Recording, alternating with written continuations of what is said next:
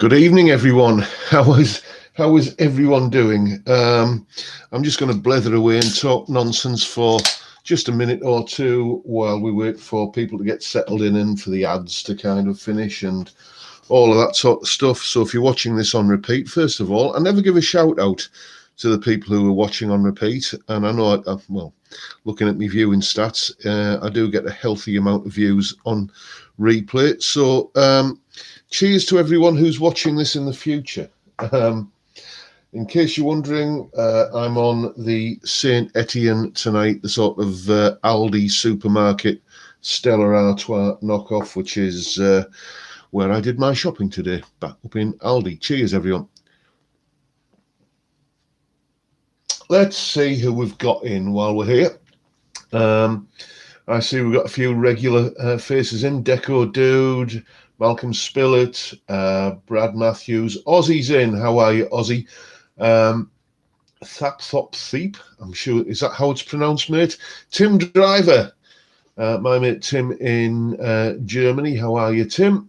Let's scroll up a bit. Ian Clark, Norman Walker, Johnny Random. You know, it's a weird thing, isn't it? I feel like I know all of these people. And Colin Falcon, how are you, mate? With the exception of Colin, who I have met in real life, I could walk past any of you in the street and not know who you are. And that's just, for my old befuddled boomer brain, that is just a little bit of a disconnect. You know, that I feel like I know you all so well, but I don't know what any of you look like. Good evening, Sir 112. Good evening, Graham. Good evening, Raphael. Good evening, Jeff. Yes, thanks, Tim. We're doing fine here, mate. We're doing fine. It has to be said, a little bit of a stressful week. Nothing I really want to talk about on YouTube, but, there's been one or two things that we've had to deal with this week, family-wise. But, hopefully things are all, kind of good at the moment. But I can tell you this, I have been looking forward to a beer tonight. There's a bottle of wine that me and a mate of mine have been swapping every Christmas. Neither of us drink wine, but every Christmas I give him a bottle of red wine, and every Christmas he gives me a bottle of red wine. And then next Christmas, the bottle of red wine that I got from him, I give back to him, and we kind of swapping these two bottles around. We've been doing it for about 10 years now. And last night I was just in sore need of an alcoholic beverage, so I cracked open this bottle of red wine, and dearie me, yes, I'm not. Wine is not my thing. Let's leave it at that. As is usual, let me just, before I forget, tell you what's coming up on the channel this week. Tomorrow there is a usual sort of Saturday type video where I'm kind of explaining a little bit of a concept when it comes to soloing and stuff. This week we're looking at how to basically learn from a solo. It's easy enough to learn a solo from tab, but what do you do with it once you've learned it? How do you make use of those licks that you've learned? Well, that you shall find out tomorrow. Then on Monday, now this will test the trivia goons out there. We're looking at, being Monday, we're looking at a solo, classic solo. The guy who played it went by the name of Gypie Mayo, Gypie Mayo, as in mayonnaise. So can anybody enlighten me on which band he was a member of? Then on Tuesday, I'm going to be asking a rather, I think, pertinent question about a particular way that people listen to music. I don't want to give too much away now, but it's all to do with the way we listen to music these days. I did that video a couple of weeks ago on, do you listen on MP3 or vinyl or Spotify or whatever? What format do you use? But this is kind of going down that avenue a little bit more. It's about, sort of what kind of well, you know, you'll see on Tuesday. Anyway, then on Thursday, I haven't got to Wednesday yet. On Wednesday, I'm starting a new one of these series kind of video things that I've been doing. Remember the last one was, how to play blues lead guitar. I've got a little bit of an announcement on that in a moment as well. Well, I'm just going to be looking at some of the kind of chord progressions that I've enjoyed and noticed and kind of found it in various songs over the years. Just some interesting stuff on chord sequences. So if you're interested in writing your own music, or if you're just interested, thank you, Podrig, you got it there, mate. Yes, Dr. Feelgood, he replaced Wilco Johnson. That was Jippy Mayo, by the way. Yes, so Wednesday's video is going to be first in the series on chord sequences. Then Thursday, you're going to come for a little bit of a walk around town with me. You know how Dave Simpson did those videos a while ago before he decamped to France, where he took you for a walk around his hometown? Well, I've been filming some, when I've been out walking the dog and stuff, I've been filming some footage of lovely, today actually sunny Redcar, and we're going to have a little bit of a wander around town, show you a little bit of what it's like where I live. I might set it to some music or whatever, and we'll just see how it goes. Oh, I see we got Dan in from Scott Guitars, creator of this lovely beast. No, it's not milk and alcohol macaroon. It's down at the doctor's actually. There, I've given it away. So, any decent music shops in Redcar? No. I can give a shout out, however, to Steve James Guitars, which is in Saltburn, which is about I don't know, 5 miles away from here. Just it's easy enough for me to get there because I can just hop on a train, and it's like 10 minutes on the train. But I imagine he's probably closed at the moment for obvious reasons. But great guitar shop, Steve James Guitars. Google them, and if you want to buy something, rather than going to the usual kind of big chain stores and the obvious places that we all see the YouTube channel of, the one I mean. Check out Steve James Guitars. He's a great guy, and his prices are pretty good as well, and good customer service. Yes, it's sunny in Redcar, Tim. Yeah, you see, we don't tend to get the snow here because we're right on the coast, and it just the salt in the ground. Well, it'll snow, but it won't stay kind of snowy because there's just salt everywhere because of the sea spray. Where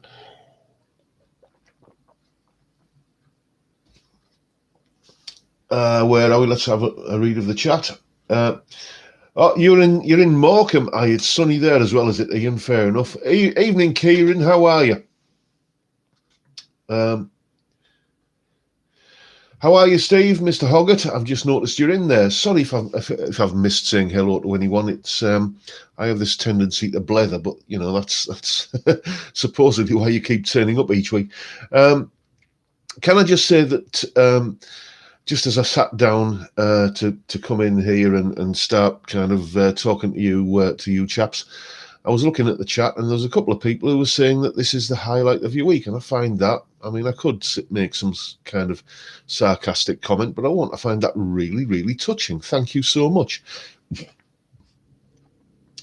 Excellent. Blethering is good. Yes. Now, Steve, Mr. Hoggart there is a member of a band, a Teesside institution called the Amazing Space Frogs, and I would encourage you to go and check out a video of theirs on YouTube called the Parmo Song, Parmo, the Parmo Song. The reason that's on my mind is because Parmo is a particular Teesside delicacy. You can look it up and see exactly what it is, and that is what is on the menu tonight in the Robson household. So that's why I just saw Steve there and I thought, oh, Parmo. Music shops could be click and collect. You're right there, Deco. Yes. Tell you a story about Steve James guitars. I had a guitar once upon a time, and I was convinced a guitar once upon a time, and I was convinced it needed a fret dress. And because there was like a couple of buzzy frets, and I thought, okay, fret dress, it's going to cost me, thick end of £100 to get that done and everything. So I took it in there, and this was when they were in a different location, and there was a cafe downstairs from the shop. And he took a look at the guitar. He said, "Go and have a coffee downstairs in the cafe, and I'll sort it out for you." And anyway, after me coffee, went back up to the guitar department, and it was sorted. It was fine. And I said, "How much do I owe?" He says, "Nothing." So because he obviously hadn't had time to do a fret dress. Basically, there's a couple of frets standing proud. Okay, they just kind of popped out of the slots a little bit, and he'd tapped them in, and secured them in, and just said, "There you go. It took me 5 minutes. Don't worry about it. Just leave me a good review on Trustpilot." How many music shops would do that? How many places would say, "Oh, okay, yeah, we'll fret dress your guitar for you and just tap the frets in and still charge you the 70, 80, 90 quid for doing it?" And that made me think, yes, good shop. Evening, Craig. How are you, mate?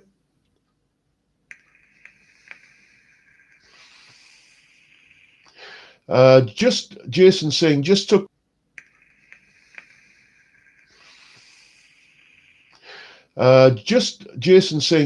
delivery of a Harley Benton Tube 15 valve combo with a 12-inch Celestion speaker and a real spring reverb. €195 from Toman. It's amazing. Yeah, I got to admit, I am tempted by that one myself. And because at the moment, I'm just a lot of the time in my lessons and stuff for convenience. I'm just using this little Yamaha THR5, which is great. Don't get me wrong, but and it does give a reasonably good sound. But since I've got this, thank you, Dan. There she is, the signature guitar. It just seems it needs something a little bit nice to partner it up with, a nice little kind of valve combo. Martin Booth, Malcolm, is it? He's done some repairs for you. Yeah. Now, the first time I heard of Martin Booth was when he cropped up. He was quite a big wig at Yamaha guitars for a while, wasn't he? And a guitar that I still covet to this day was the Yamaha MSG. I remember reading a review of that in Guitarist magazine. Guitarist magazine back in the 80s, and thinking, yes, indeed, because that is the guitar for me. It just looks such an obvious guitar, like a kind of cross between a Les Paul and a 335, like a solid bodied guitar, but a 335 kind of scaled down shape. It just looked a beautiful guitar. Has your guitar got a name on, John? Well, no, not at the moment. I'm still waiting for the decals from Dan at Scott's Guitars. Basically, it's been a bit of a long story about the decals, but they are there now, and I'm just awaiting delivery from them. So I'm just going to be putting the decals on, which is why many people have noticed you don't really see the headstock of the guitar in a lot of the videos, but you will be doing so once I get the decals on.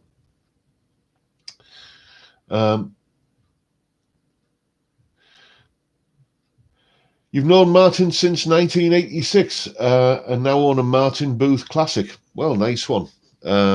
Yeah, I mean, he's one of those guys, a little bit like, actually,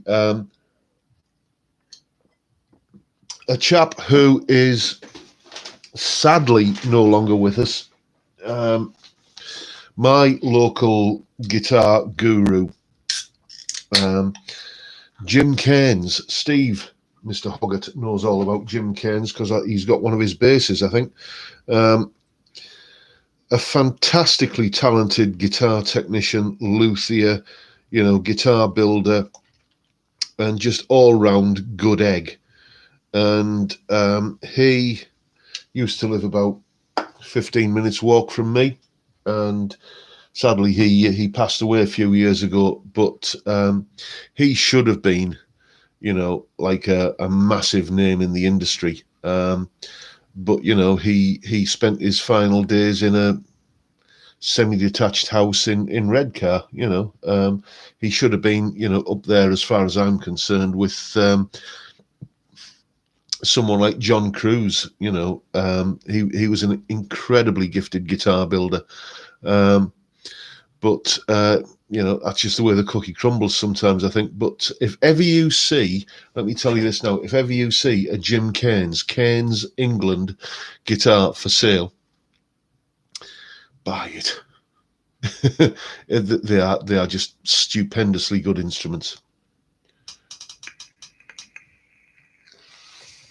Phil's in. Phil Simmons, how are you, mate? Been out to buy, but yes, I was buying my beer. I was queuing up outside Aldi at 8 o'clock this morning to get my rations in.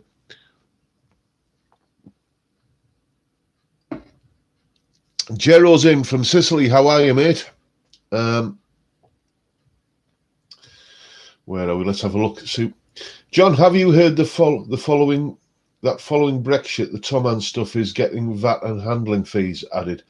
Everything has got more expensive.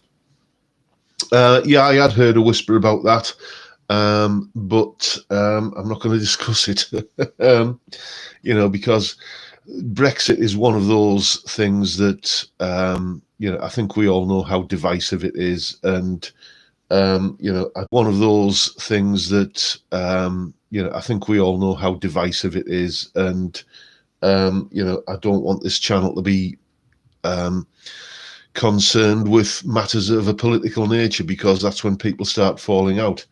The end of the day, what I will say is this, that Harley Benton, which is what you're talking about for Tom Hand, basically, isn't it? Harley Benton, even if you slap on a few surcharges, as has been talked about, they're still cheap guitars. They're still good value. And that's all I'm going to say on the matter anyway, because as I say, I don't want this to become, we know how divisive that subject can be.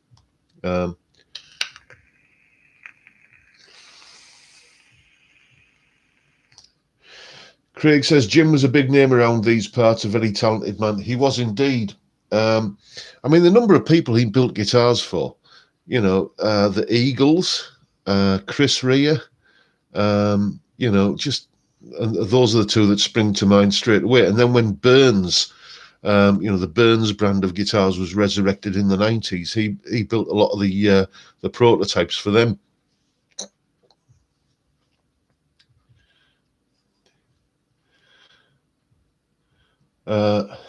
Was never an Ibanez fan, had an old electroacoustic years ago. Yeah, it's the thing. Ibanez guitars, they're in that category for me of every time I play one, it's like, well, I can't find anything wrong with it. But there's a difference between I can't find anything wrong with it and, oh, I really, really want this. It's, I don't know, great guitars. And, there's a few brands out there like that. I mean, I've had a few Yamaha Pacificas, and I did that sort of, that cash converters Pacifica that I customized a couple of years ago. And as I said, I just got offered a silly amount of money for that, so I sold it. But it wasn't a big wrench to let go of it. It was just, yeah, well, it's nice, but I never really kind of fell in love with it. I was supposed to get my new guitar from Toman earlier this week, but the blizzard here wouldn't have it. Still waiting for it. Hope to have it Monday at the latest. The Harley Benton Fusion 2 HSH. Yeah, nice guitars, those Fusion guitars, it has to be said. It's just that sort of money for a guitar with stainless steel frets, which if you like that sort of thing, I'm kind of torn about stainless steel frets. Does anybody, how do you guys feel about them? I see Fender are putting them on the new Ultra range this year, I think. There's just something about stainless steel frets that makes me, they feel like, it's really kind of slick to play on.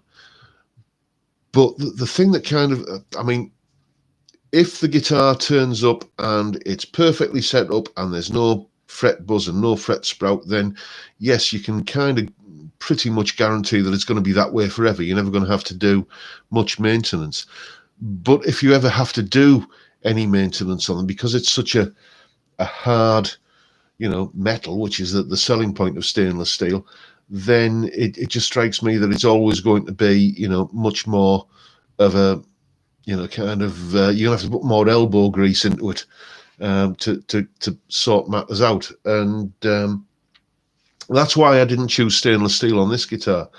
I thought, well, Dan uses the same fret wire that Fender use on their USA guitars for these for my signature model anyway. And it's, I remember my main Strat that I had for many, many, many years. I got it refretted, just with regular nickel silver wire, not long after I first got it. And, I think in about 15 years that I used it as my main guitar, gigging 4 or 5 nights a week sometimes, I think I had 1 fret dress done on it. So it's not like it's, for me, it's not like it's a big selling point, stainless steel frets. But if you like stainless steel frets, then you're going to struggle to find something cheaper than those fusion guitars that have them.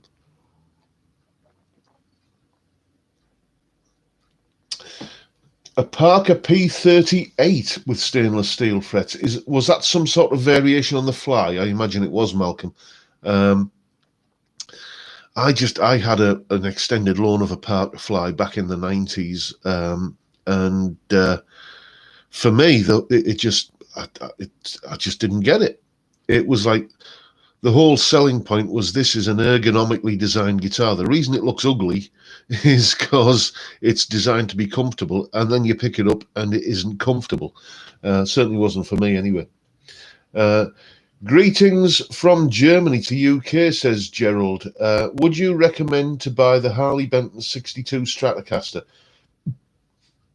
I would like to buy it, but do not know if it's worth it. Yes, I would recommend the ST62. I had one of those in for review some time ago, a couple of years ago, and I was very, very tempted to buy it and keep it for myself, even though I'm not a big Strat fan, and that, well, not these days anyway. So that tells you something about it. You might need to do a little bit of setup work on it, because that's just the nature of the beast with Harley Bentons. But you might need to do a little bit of setup work on it, because that's just the nature of the beast with Harley Bentons. But you might need to do a little bit of setup work on a $2,000 Les Paul. So that's that's just the nature of the beast. But for the price of them, they're just a no-brainer, really, if you like Strats.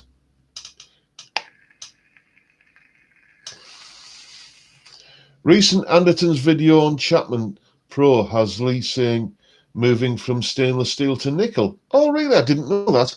I haven't been keeping up with a lot of YouTube stuff lately, especially the Anderton stuff, which I normally kind of watch a lot of simply because I haven't got the time.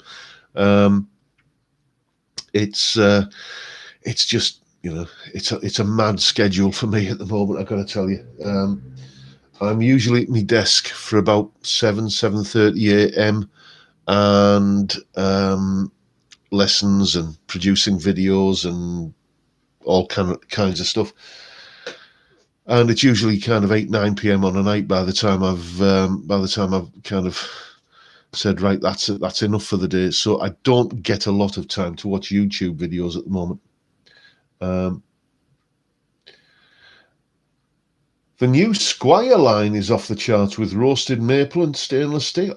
Wow, I didn't know that, Randy. I didn't know that. You see, this is This is just progress, though, isn't it? I mean, it's like, you know, to make an analogy with cars, when I was a kid, uh, the bloke up the road from us had a really posh car that had electric windows, and that was something that was, a talking point. Now try and find a car that doesn't have electric windows. Um, you know, kind of innovations become, kind of they filter down and become part of the everyday experience, which is, I mean, Guitar Max, Max Carlisle. I don't know if you're watching his channel. He made a point a little while ago in a video that we're living in a golden age for cheap guitars now. Once upon a time, a cheap guitar was a cheap and nasty guitar. Now a cheap guitar is, to all intents and purposes, a professional instrument. I mean, excuse me, I'm just going to have a swig. I remember not that long ago, 2-3 years ago maybe, I was watching, it was on Sky Arts in the UK. There was, does anybody know the High Voltage Festival? Like a classic rock festival that goes on in Hyde Park every year. Or obviously not this year, but you know what I mean. And all kinds of bands were on there. Thunder were on there, and I think Twisted Sister were on, and I think Blackstone Cherry were there, and a whole bunch of like kind of bands that were like big serious recording artists. And you look at the guitars that these guys are playing, and certainly I remember the guy out of Blackstone Cherry's using PRS SE. The guy out of Twisted Sisters using an Epiphone. I remember seeing Joe Walsh in concert again on TV at some point, and he's using an Epiphone as well. So that the sort of budget end brand guitars now are being used by kind of jobbing musicians on stage. I mean, John Parr. Does anybody remember John Parr from the 80s? St. Elmo's Fire. He's still out there, kind of treading the boards. And what does he use? A vintage V100. So. It's true to say that like cheap guitars these days are really, really nice. Chapman was funny, but now lives in Knobland. What's the Anton's vid on the new PRS 13K for a guitar? That's too much money to justify.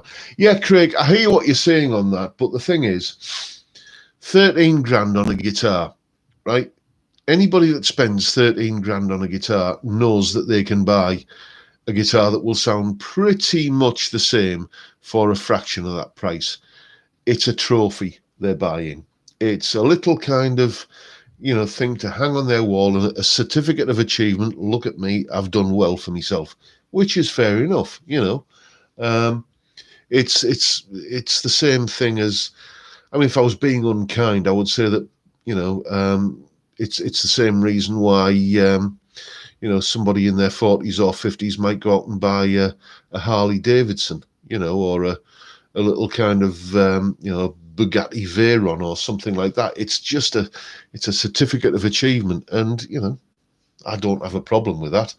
The only thing I tend to kind of have a problem with is certain companies who charge handmade prices for production line guitars. But then again, if they're gonna charge that money and people are gonna pay it, then fair enough. Good evening, Joe. How are you? How are you, mate? That's my pal Joe in the States. Not heard from you in a while, Joe. Hope you're doing well, mate. Let's have an email back and forth at some point. Sorry if I'm not answering a lot of your questions here, but the chat is kind of scrolling by rather quick, and I'm scrolling past rather slow at the moment. I think it's something to do with age and beer. I saw Dave Simpson play Marcus King's guitar last night. I'd never heard of Marcus King, so looked him up.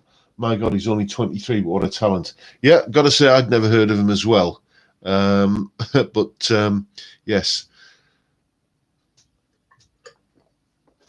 Anyway, I appear to have an empty glass. Let me remedy that.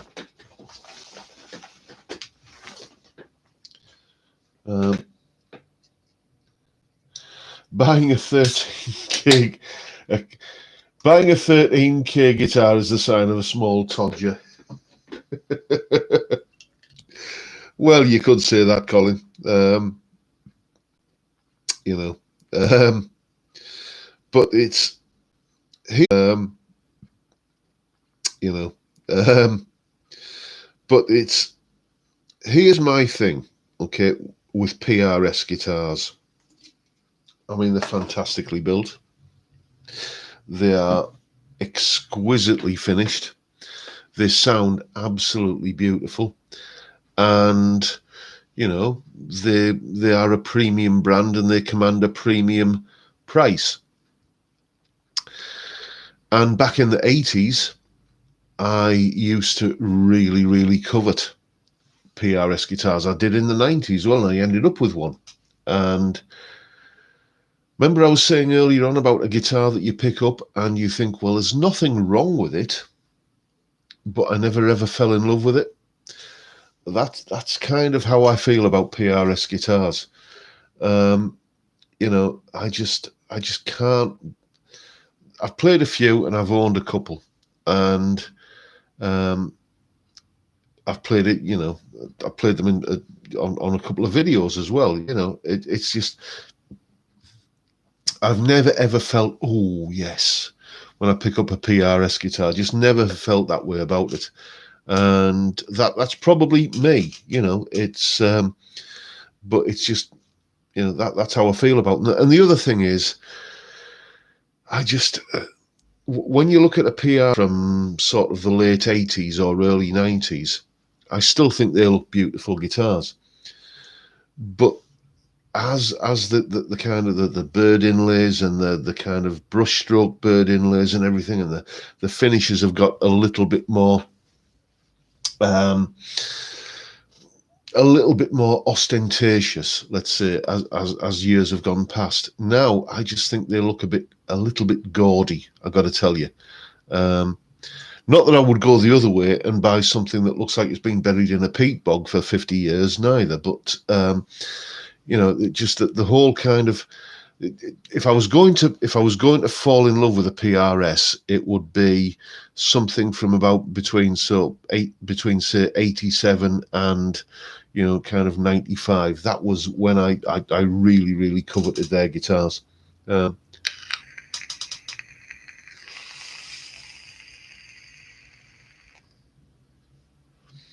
What you're saying, Geronimo? What I did get a couple of weeks ago without any delivery issues was the Nux MG300 modeler. Loving it, although it has some caveats. Happy with the tones I'm getting. Well, if you're getting good tones out of it, mate, that's all that matters, isn't it?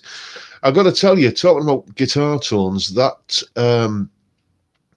thingy, that Sonic 8 Rock Stage that I reviewed before Christmas, I was absolutely blown away with that, and I think I shall be getting one of those. I think I shall be having one of those just as a little thing to have downstairs, actually, when I take the guitar downstairs and plug in headphones and just have a little bit of a play on.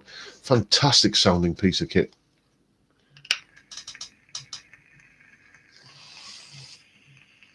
Yes, Rory Gallagher's guitar may have been in a peat bog before he found it again after it was nicked. Yes, indeed, it was found wasn't it found in a roadside ditch, something after it had been stolen and everything. And you know, that it's because apparently, like he said in interviews, that like when he first got it, it was absolutely pristine.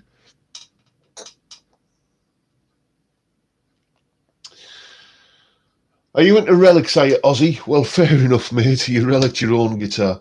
Well, you know, I mean, I've got that bits and pieces Telecaster up on the wall that I bought from a charity shop for 25 quid. And I didn't intentionally relic it. I just had to go refinishing it, and it ended up looking like a relic. But, you know, once it was beginning to look like it was going to go that way, I thought I'll go with it. You know, it needs to kind of, if it's going to look relic, I might as well kind of make it look properly knackered and beaten up.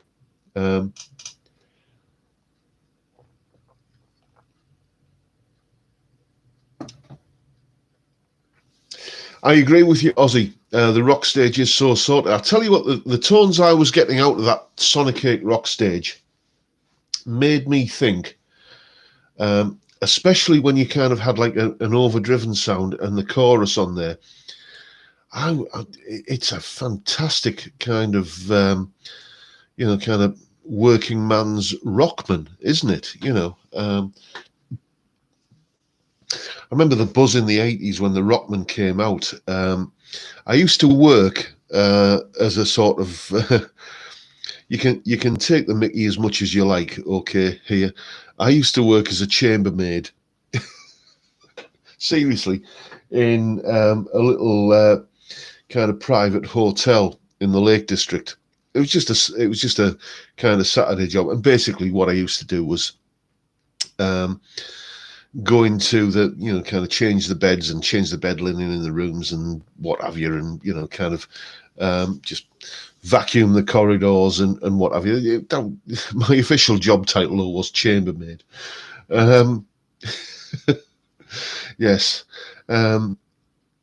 But one of the lads who used to come and stay at the hotel regularly, he was a session player. And of course, like, I was about 19 at the time, and he was like sort of, maybe in his early to mid 30s, and it was like he was like this kind of guitar wizard, and he used to socialize in the hotel lounge every now and again, and he pulled out this Rockman with this.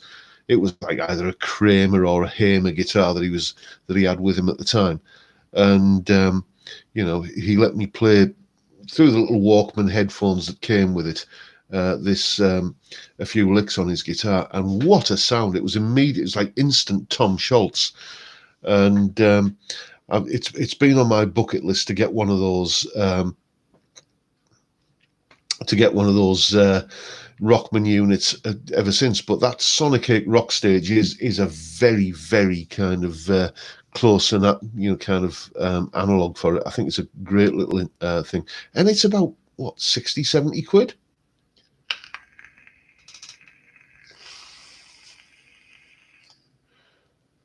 Okay, Ozzy, I will check out your new video. Oh, by the way, Ozzy, congratulations, mate. I meant to say this earlier. You are now over 1,000 subscribers. Well done, mate. Sean saying, did you check out the main squeeze? Not yet, mate. It's on my to-do list. But yes, congratulations, Ozzy. Welcome to 1,000 subscribers. Welcome to the world of monetization, mate. You can buy more beer. Check out Fret Friend channel for guitar repairs. Victor fixed a twist on my dad's 73 Gibson Les Paul Custom and refret now. Amazing. Fret Friend. Let me write that down. Here we go.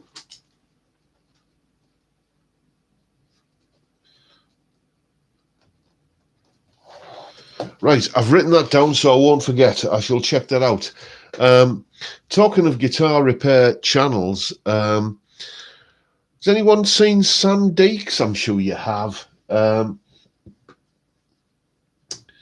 It's I love that fret dressing system that he's got, where he uses a truss rod to dress the frets, and it's apparently it works really rather well. So I'm thinking of getting myself just because I use the traditional method of leveling beam and then all the rest of the sort of stuff, but this is a way that you can dress the frets under string tension a lot quicker and a lot easier apparently, so I shall be checking that out. No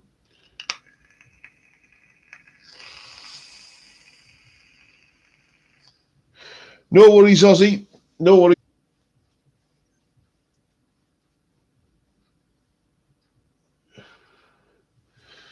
Tony McKenzie did a great video showing the thousands he's lost on buying expensive guitars. I haven't seen that. As I said, I haven't seen a lot of YouTube stuff lately because it just, time is of the essence with me at the moment. Oh, Podrick, you know Sandy Podrick. Met him a couple of years back in Devon, a lovely bloke. Yeah, he always comes across as a nice chap in his videos. But then again, people say that about me.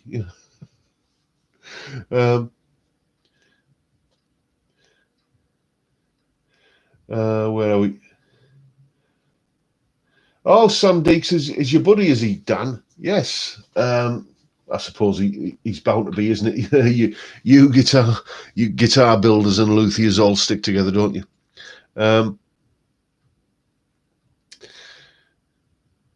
Yeah, I've seen that it's based on the katana, Dave. But I've heard a lot of bad reviews about the katana. You're getting major buffering issues. Let me just check my connection. Okay, no, I've got a pretty solid upload speed here. So I don't know. Maybe the internet is creaking at the seams. Maybe it's the beer. I don't know.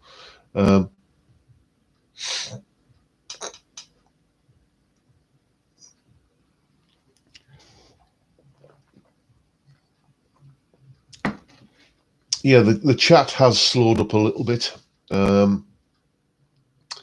but we shall soldier on.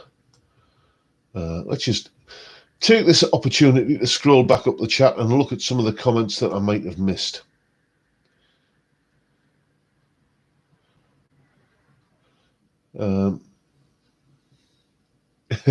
Jero's saying what my comment about being a chambermaid, don't put that vision in my mind. Yes, I didn't have to wear the uniform, Jero. Fortunately, I was allowed to just kind of turn up in, my street clothes. But it was on my pay slip at the time. It said, kind of position change, chambermaid. I'm not.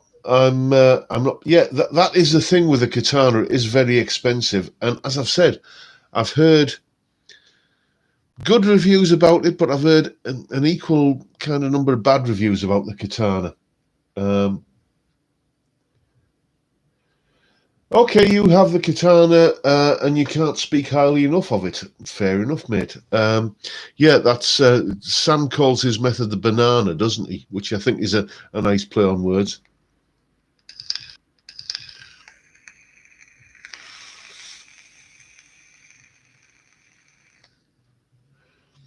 Oh, okay. So it appears the buffering isn't affecting everyone. So not that that's to the people it is affecting, but it is a comfort to me knowing that, because a few kind of months ago I had some terrible problems at this end with internet connection, but I've installed new kind of Wi-Fi around the house and everything.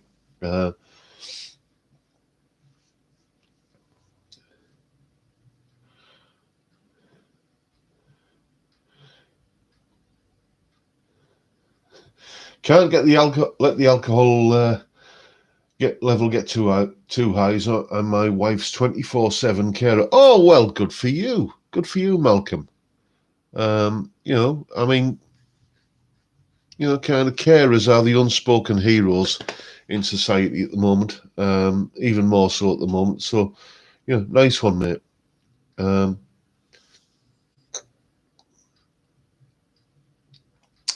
Jason Carter says, do better quality valves and improve an amp, or is it horses for courses?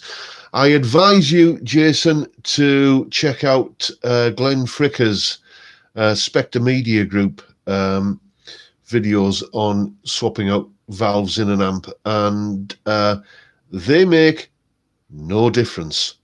I mean, he did a proper scientific test, kind of proper, kind of controlled scientific trial with eliminating all the variables apart from the tubes, and they make the only difference that tubes make, different valves make in an amp, is you might, I emphasize might, get a little bit more volume out of some tubes than others, but talking a tiny amount. But in terms of the tone, they make no difference at all. And that, I mean, his video, just watch the Spectre Media tube trials or something. If you Google that or search for it on YouTube, you'll find it. And across clean sounds, overdriven sounds, high gain sounds, crunchy sounds, just literally kind of no difference. I won't go into details about how he conducted the trial here, but trust me, it was, properly scientifically kind of controlled, and no difference.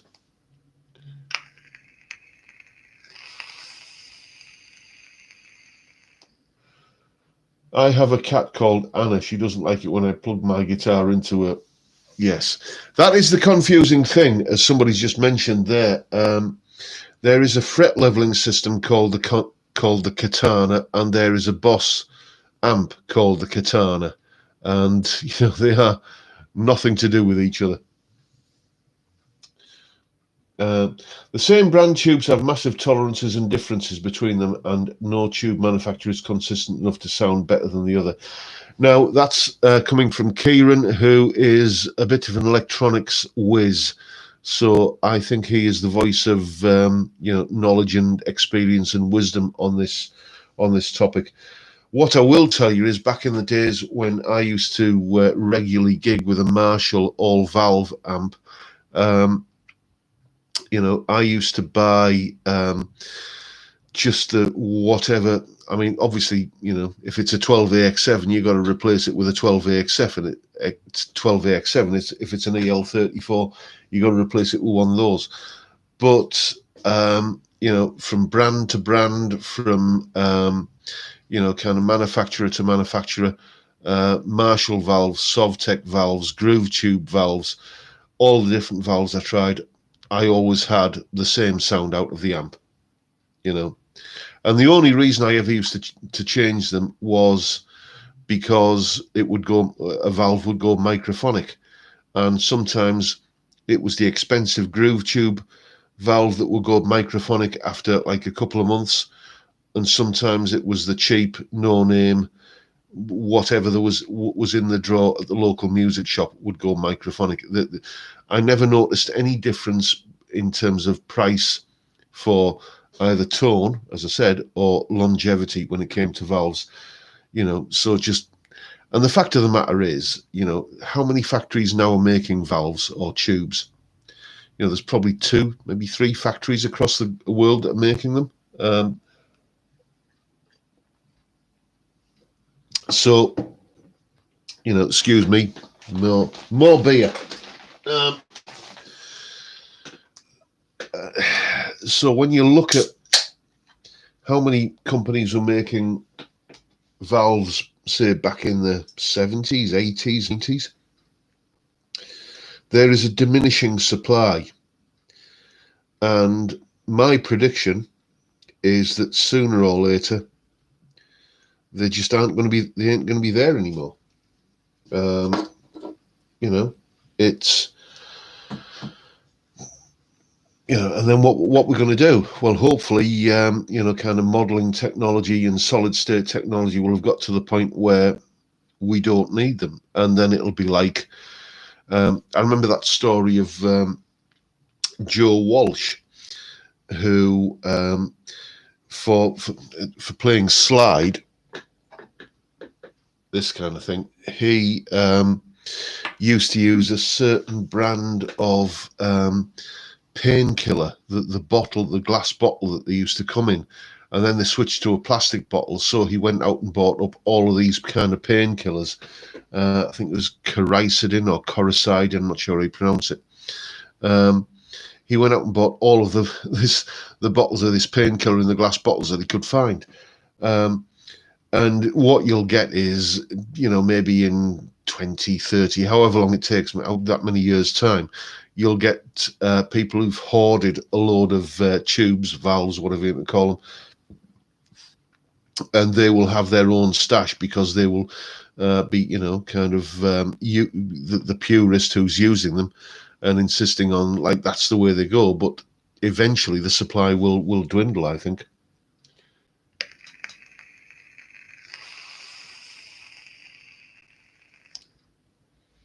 That's why valves and valve amps are expensive. Yeah. And, I think it'll be, I think what will happen is you'll get some big manufacturer. It's a little bit like cars again. I was talking about earlier, making the analogy to cars. I think it'll be a little bit like when some big manufacturer of cars that's known as like the supercar, like maybe Porsche or Lamborghini or somebody like that, knocks out an electric car rather, that absolutely kind of floors everybody, and even the purists are forced to admit that this is brilliant. Maybe if Mesa Boogie produced like an all solid state amp, or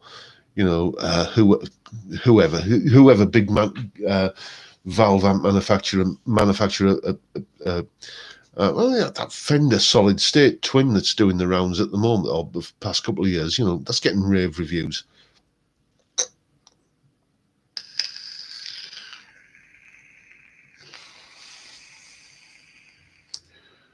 Wish Boss would put an effects loop in the Katana 50. Yeah, I mean, the thing with an effects loop in a Katana amp is, like, I mean, I've got to tell you, my immediate thought is, having played a Katana, having played through a Katana a few times, is like, are there not enough effects in there already?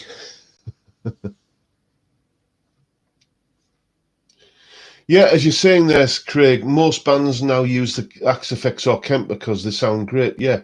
And a big kind of dummy wall of Marshalls behind them.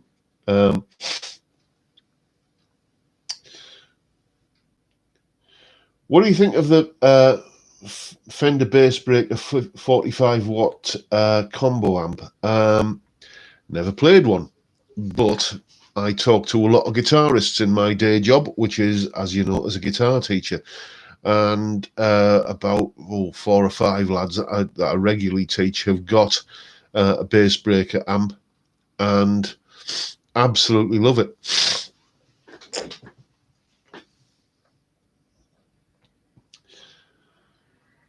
Yeah, the thing is, Homer, nice tag by the way, Homer Simpson. I think you're going to get your money's worth out of your hi-fi before before the supply dwindles to that extent. How's the missus, John, says Timbo. All good? Yeah, she's fine. She's fine. She's had an ear infection the last week or so. So it's she's just got some tablets off the doctor, but she's fine. She was a little bit wobbly with it for a few days, but she's on the mend.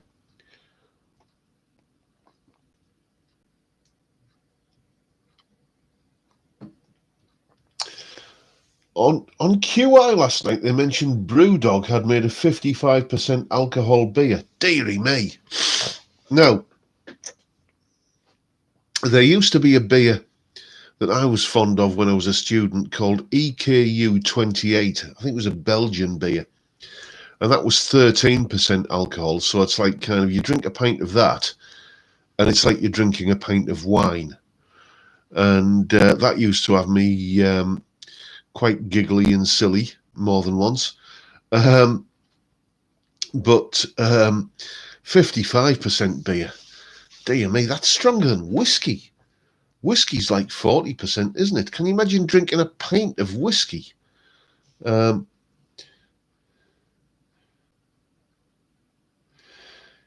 15-watt Laney still has the original power valves and it's 25 years old. Well, nice one.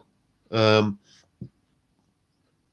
I say, the thing when I used to play through it was a Marshall 30th anniversary combo, the 6101 combo, and that had 2 issues. One, that the damn thing just can't, because unlike the head version, the valves were mounted kind of hanging down from the circuit board, and the heat obviously rises and would go into the circuit board and cause solder joints to crack and all manner of stuff, and it was always getting repaired for that kind of thing. But the only other issue I had with it was that it was so loud, and the vibrations used to kind of cause the valves to go microphonic. I never noticed any degradation in tone from the valves when they were wearing out. It was just suddenly I would, kind of turn it on and plug in, and there would be like either a high pitched whistle, or there would be like it would sound like distant gunshots, and that was usually the power valves.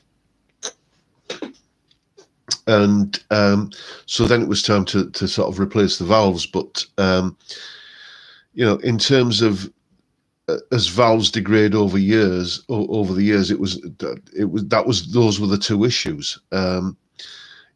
High pitched whistle or distant gunshots. I never used to notice like any kind of degradation in the actual guitar tone I was getting.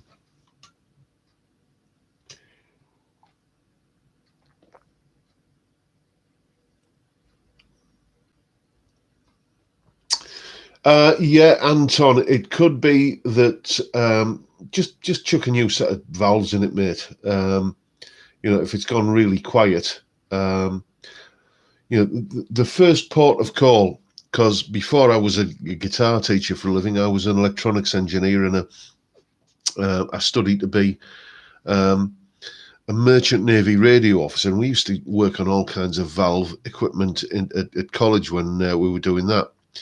And anything like the Marconi, ship's radios that we used to do, any fault at all on any of those things, the first thing you did was just throw a new set of valves in it and see what happened. You didn't bother kind of fault finding through the circuit or anything like that. Throw new valves in, and usually that it's like the modern kind of thing of like when you got a problem with your computer, turn it off, turn it back on again, and usually that solves it. Well, often with valve gear, then just chuck a new set of valves in, and whatever is going wrong, that will often sort it out. If it doesn't, then that's the time to kind of investigate further.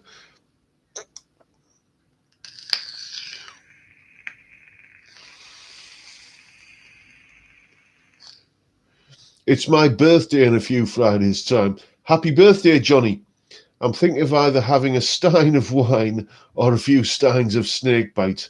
I'm not doing overtime on Saturday. Fair enough. Dear to me, a stein of wine.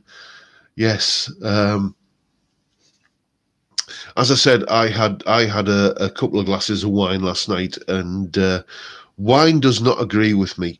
I don't mind getting a hangover if I've earned it. I really don't. If I wake up on a morning and feel like death warmed up, and I think back, well, yeah, actually, I did have quite a few last night, didn't I? Well, fair play, I've earned this, But if I have 2 glasses of wine and wake up the next day feeling like a dog's breakfast, then I just don't think that's quite fair, and that tends to be what wine does to me.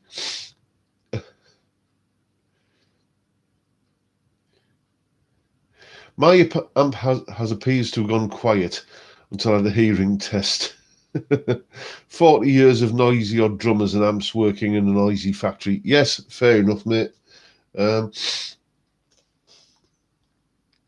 I suppose, your hearing degrades over years anyway, doesn't it? It's what was that thing they brought out a few years ago to deter kind of juvenile delinquents from kind of gathering outside of shops and stuff. It was a frequency that only young people could hear, and all of us boomers were safe from it.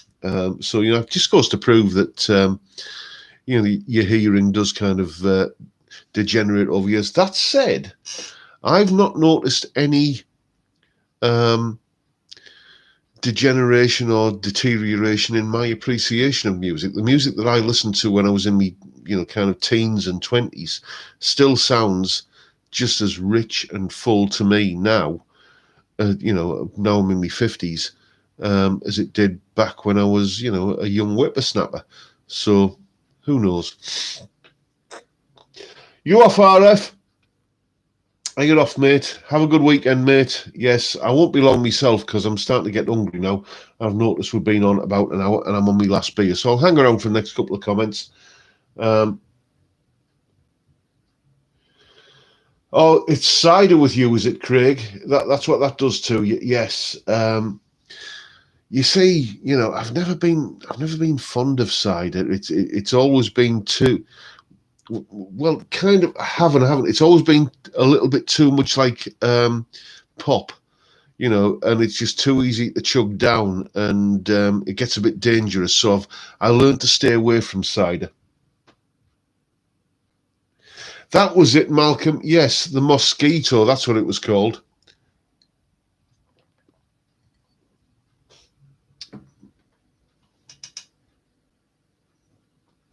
Anything that's artificially sweetened, alcohol pops, and I'm ill for days. Yes, well, unfortunately,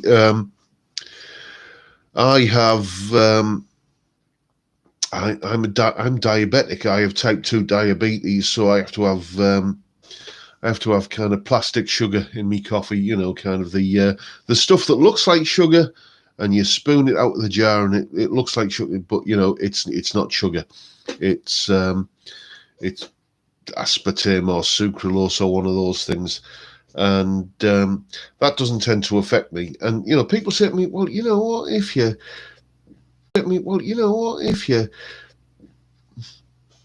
live off salads, and if you give up beer, and if you kind of don't have, if you don't once a week have Ben and Jerry's with your missus on a weekend,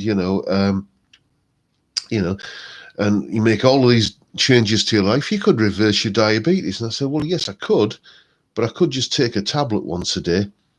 And that is what I do.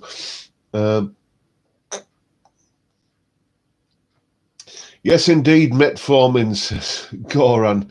Indeed, yes, that's what I'm on a couple of times a day. Anyway, chaps, I've got a bit of a hunger going on here. I'm kind of waiting for me Parmo, so I'm going to swig the last of this beer and say once again, thank you so much, everyone, for turning up. I really, really look forward to kind of just having a bit of a natter and back and forth with you lads and lasses on a Friday night. And as always, it's been an absolute pleasure. So I'm going to swig this beer off and say, time, gentlemen, please. See you all next time. Bye for now.